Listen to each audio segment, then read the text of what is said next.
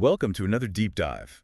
This time, it's all about flipping the script on sales. Yeah, shaking things up. We're going to explore how the old school way of selling, the pushy tactics and all that are out. Definitely out. And customer value, that's what's in. Big time. Our guide for this deep dive is the audiobook Rethinking the Sales Force. By John DeVincentis and Neil Rackham. They really dig into how the world of sales is changing. And we're here to help you understand what that really means. Yeah, how much things are changing. So, ready to rethink the sales force? Absolutely. Let's dive in. Okay, so the book uses this example of Pico Energy and Enron. Do you remember those ads? Enron Choice Plan saves 20%. Oh, yeah, I vaguely remember those. How does that fit in with this whole customer value thing? That's a great question. It shows this shift that's happening. Across a lot of industries. Yeah, and what the authors call, what do they call it? The commoditization of products. Basically, what used to be unique about a company's products, the things that made them stand out. It's getting harder to see the difference. Exactly, especially with globalization and deregulation and Financial pressure. yeah, all those things. Think about it. How many times have you been online shopping, and you're just overwhelmed by all the choices, and they all seem basically the same? All the time. It's like, too many options. Exactly. It's analysis paralysis. So how does this change how businesses think about selling? It puts a ton of pressure on sales teams. They have to show they're worth it, but it can't just be about product features anymore. Right. Customers have so many choices. They've got all this information, and honestly, they're becoming more and more focused on price. So how do companies adapt to that? Do they just try to be the cheapest? Yeah, that's the thing. A race to the bottom, that's not the answer. Not a good strategy. Instead, DeVincentis and Rackham, they've got this really cool concept. The 3 types of customers. Okay. Understanding these types, that's crucial, really crucial for figuring out your sales strategy. Okay, I'm definitely intrigued. Break it down for us. Who are these different types of customers? All right, so you've got your intrinsic value customers. They're all about price and convenience. Think Walmart shoppers, always on the hunt for the best deal. Got it. The bargain hunters. Then you have extrinsic value customers. These folks are a bit more complex. They're not just looking at the lowest price tag. Right. They want expertise, solutions that are tailored to their needs. They actually value the advice a good salesperson can give them. So it's not just about making the sale. It's about, building a relationship. Totally. And then there's the, I guess you could call it the holy grail. Oh, These well. strategic value customers. All right. They want these deep partnerships. The kind where the supplier is almost like part of their team. That sounds pretty intense. It is. They work together to hit those big strategic goals. So do you need a totally different approach for each of these customer types? You hit the nail on the head. That's exactly what DeVincentis and Rackham say. Different selling modes for different customers. This is where I think things get really interesting. I know, right? So walk us through those approaches. How do you sell to each of these customer types? All right, so for intrinsic value customers, it's all about what we call transactional selling.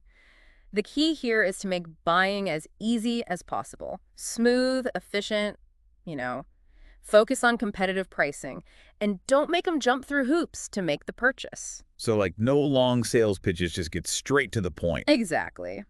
Now, for those extrinsic value customers, you'll want to shift to consultative selling. Okay. This is where you really showcase your expertise. You become a problem solver, helping them find the right solutions for their unique needs. Less selling, more advising. Exactly. But this raises a really good question. How do you even know which type of customer you're dealing with in the first place? Yeah, that's a great point. How do you figure that out? Well, there are some clues. You got to be observant. Intrinsic value customers, they usually have a pretty transactional mindset right off the bat. They might be super focused on comparing prices, they want to make a decision fast, and they're probably not that interested in all the nitty-gritty details. It's about picking up on those cues. What about those strategic value customers? How do you start building those kinds of relationships? Oh, that's a whole other ballgame. It often starts with recognizing that you both, your company and the potential customer, you both have goals that you could achieve better together. Rather than just a traditional buyer-seller thing. Yeah, exactly. You have to build that trust over time, show them you're committed to their success, and that your expertise can really help them reach their goals. I bet a lot of companies get this wrong, thinking they're dealing with a strategic customer when they're really not. Oh, absolutely. The authors call this, what do they call it? The danger of mismatched strategies. Well, that sounds like a recipe for disaster. It can be. Imagine trying to build this deep relationship with someone who just wants the cheapest option and wants it right now. You're going to frustrate both of you. Or, picture the opposite. A company trying to rush a sale with a customer who needs a lot of guidance and a solution tailored just for them. They're going to feel unimportant, rushed. It seems like getting this right is crucial if you want to succeed in this new world of sales. It's not just about closing deals anymore. It's about matching your approach to the customer, building the right relationship. And that's where this zone of indifference comes in. Okay, what's the zone of indifference? How does that fit into all of this? The authors explain that a strong relationship matters most when a customer is indifferent to the competing offers, when they all seem basically the same. Like they could go with anyone. Yeah, that's the zone of indifference. If you haven't built that relationship, the customer has no reason to choose you, especially if someone else is cheaper or easier to work with. So it's about building loyalty that goes beyond just the product. Right, that emotional connection. And the type of trust you need to build, well, that depends on the customer. For intrinsic value customers, trust might be as simple as believing the product does what it says it does, and that the buying process is going to be a breeze. But for extrinsic value customers, trust is believing in your expertise, your ability to solve their problems. And for those strategic value customers, it's about trusting your whole organization and its commitment to their success. So it seems like the whole sales game has changed. It really has. And the companies that adapt quickly, they're going to have a big advantage. So what do you see when we dive into some specific strategies, how to actually succeed in this new sales landscape? Let's do it. I think our listeners are going to be surprised by just how much opportunity there is, when you embrace this shift to customer value. Yeah, there's a lot to unpack here. Absolutely. Okay, so let's get down to brass tacks. Last time we talked about how the old way of selling just doesn't work anymore. It's a new ballgame. We need new strategies, especially for those transactional buyers. The ones who want things fast, easy, and cheap. Right. Speed, efficiency, and price. But I think when people hear transactional, they think it's just a race to the bottom. Oh, yeah, that's a common misconception. Transactional selling, it doesn't have to mean sacrificing profits. It's not just about being the cheapest. Okay, so what is it about? It's about being smart, finding ways to reduce costs, making the buying process super smooth, and really understanding what drives those transactional buyers. So it's more like fine-tuning the engine. Exactly. Think about companies like Amazon. They've basically built an empire by mastering the art of the transactional sale. Okay. They've really invested in technology, automating stuff so they don't need as many salespeople. So instead of a salesperson walking you through everything, you have e-commerce platforms and online ordering. Yeah, and even AI chatbots handling those basic questions. I can see that. Technology can do a lot of the work, which frees up the salespeople for those more complex deals that actually need a human touch. It's about finding the right balance. Exactly. Now, what about those customers who, they still want some human interaction, even if they're mostly transactional? Right. There's some people who still like to talk to a real person. Exactly. That's where you see those specialized teams come in, like inside sales or telesales. Okay. They're really good at handling a lot of inquiries, figuring out which leads are worth pursuing, and giving customers that quick, concise product info. So there's kind of like transactional specialists. Exactly. They know how to move fast, focus on the key points, and close those deals quickly. Remember, transactional buyers, they don't want a long, drawn-out sales pitch. Nope. They just want the facts. They want clear information, a simple process, and a good price. Make it easy, make it affordable. Now, there's another cool tactic the authors mention. Using channel partners. Channel partners. Yeah, think distributors, retailers, online marketplaces, anyone who can get your product in front of more customers. Without having to build a whole sales team from scratch. Exactly. And it can really take the pressure off your internal teams. Let those partners handle the sales and marketing. You focus on, making great products and supporting your customers. So it's all about using your resources strategically. Right. Now, here's a question for you. Even in this transactional world, don't you still need to build trust? That's a really good point. It's not just about being quick and efficient. A lot of companies miss that. You can't just treat transactional buyers like numbers. They still want to feel good about their purchase. They need to trust the company they're buying from. But doesn't building trust take time? Something transactional buyers might not be willing to give. Yeah, you're right. Transactional buyers aren't looking for a best friend and a salesperson. Right. But they need to trust that you'll keep your promises. That the product will work, the price is fair, and the whole process is going to be smooth. Yeah, so it's about establishing trust, but doing it quickly and consistently. So how do you do that? Any tips? Transparency is huge. Be upfront about pricing, your terms and conditions, delivery times. Don't hide anything or try to pull a fast one. Be honest and straightforward. Exactly. Transactional buyers, they can spot those shady tactics a mile away and make it easy to do business with you. That means a website that's easy to use, different payment options, and clear product info. Remove those barriers. Right, make it easy to buy. And here's the most important thing. You have to deliver on your promises. If you say you'll ship something by Tuesday, it better get there by Tuesday. Absolutely. And if there's a problem, like a delay or something, communicate with the customer. Don't leave them in the dark. So it's about managing expectations and then doing your best to exceed them. Right. The transactional customer, they might not want hand-holding, but they want to know that you'll do what you say you'll do.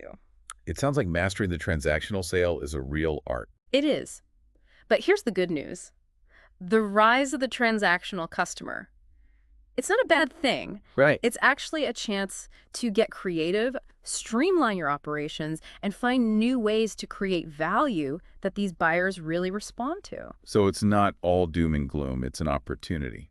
Absolutely. To really illustrate that point, I think it'd be helpful to look at some companies that are killing it in the transactional space. Oh, yeah. Let's see what the pros are doing. Yeah. All right. So who are these companies that are really nailing the transactional game? Let's start with an industry that's been hit hard by this whole commoditization thing. Airlines. Remember back in the day when flying was like glamorous? Oh, yeah. Like personalized service, fancy meals, the golden age of travel. Seems so long ago, right? Definitely. But now, air travel, it's so transactional. It's all about price, convenience, and getting you there as fast as possible. So how can airlines even survive in that environment? Well, that's where a company like Southwest Airlines really stands out. They saw the shift coming and built their whole business around it. So what's their secret? How they crack the code? They streamlined everything. Like, they only fly one type of plane, the Boeing 737. Okay. That makes maintenance, training, everything simpler, keeps the costs down, Less complexity equals more efficiency. Exactly. And think about their boarding process. No assigned seats. Oh, yeah. Speeds things up, less time at the gate. So it appeals to that, time-conscious traveler. Right. Get on, get off, get to your destination. No fuss. And forget those fancy meals. Southwest is all about getting you there safely and cheaply. By cutting out all those extras, they can offer those super low fares everyone's looking for. They really took that keep it simple advice to heart. And it's worked for them. Southwest is consistently one of the most profitable airlines, even when other airlines are struggling. It shows that you can thrive in this transactional world Yeah, as long as you really get what your customers want. absolutely. Now, let's switch gears to another company that's killing it with transactional sales, but in a totally different way. Amazon. Oh, yeah. The online retail giant. They practically invented online shopping. They revolutionized it, for sure, and their success. It all comes down to understanding what makes the transactional buyer tick. So how'd they do it? How'd they become the kings of e-commerce? Well, first off, they've got a huge selection. You can find almost anything on Amazon, so you don't have to shop around on a bunch of different sites. It's like a one-stop shop for, well, everything. Exactly. And they've made buying so easy. One-click ordering, tons of payment options, fast shipping. Ooh, that buy now button gets me every time. Yeah. But what about trust? You're not interacting with a salesperson, so how do you build that trust? Amazon's been really smart about that. They've got the super generous return policies, so you're not taking a big risk when you buy. Their customer service is great, and they've got that whole review system so you can see what other people think before you buy. So they've taken a lot of the uncertainty out of buying online. And let's not forget about price. Amazon is known for having really competitive prices, often beating traditional retailers.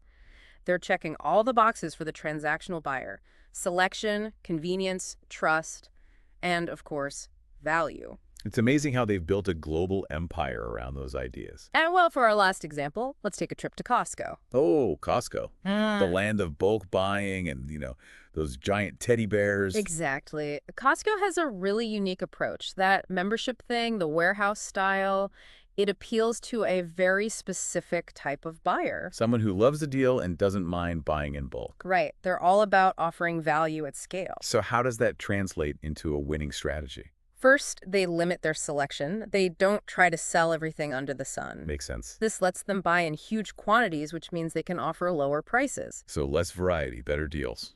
And they've created this fun atmosphere, almost like a treasure hunt. You never know what you're going to find, which encourages impulse buys. Oh yeah, I've definitely fallen victim to that.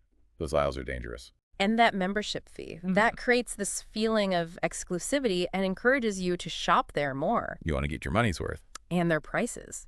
Super competitive. Yeah. Deals on everything, from groceries to electronics to clothes. They really know how to appeal to the bargain hunter in all of us. Costco's success shows that even with online shopping dominating, there's still a place for brick-and-mortar stores, especially when you combine it with great value. All these examples are so interesting. There's really no single right way to do transactional selling. Right. You have to understand your customer, adapt your approach, and deliver that value in a way that makes sense for them. And that's what's so cool about how sales are changing. It's pushing companies to be more creative, efficient, and customer-focused. Adapt or die. Pretty much. The companies that embrace these changes, they see it as an opportunity, not a threat. They're the ones that are going to win in this new world of sales. So to wrap up our deep dive into rethinking the sales force, what's the big takeaway for our listeners? I think it's this. Selling isn't about pushing products anymore. It's about understanding what people need, adapting to different types of customers, and building real value. It's about moving away from that old transactional mindset, focusing on relationships, even when everything seems to be about speed and efficiency. Well said. Well, on that note, we'll wrap up this deep dive. It's been a fascinating look at how the world of sales is changing, and I hope our listeners learned a lot. Me too. Until next time, keep those sales strategies sharp, and remember, the customer is always right, even when they're not.